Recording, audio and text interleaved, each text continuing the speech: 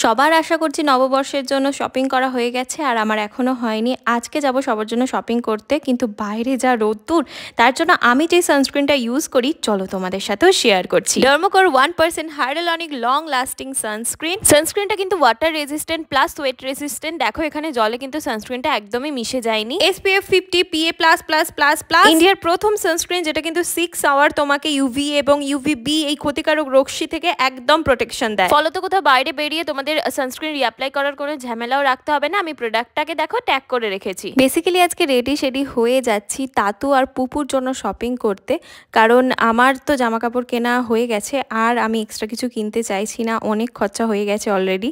আর এখানে পুপুকে অনেকগুলো ড্রেস পরাচ্ছি, কোনটা ছেড়ে কোনটা নেব এইসব ভাবতে ভাবতে 3টে ড্রেসই নিয়ে নিয়েছি। তারপরে দেখা শুরু করি তাতুর জন্য ড্রেস। তাতুর জন্য বেশ অনেকগুলো একদম কটনের জামা নিয়ে নিই। কি নিয়েছি সেটা তোমরা বড় ব্লগে দেখতে পাবে।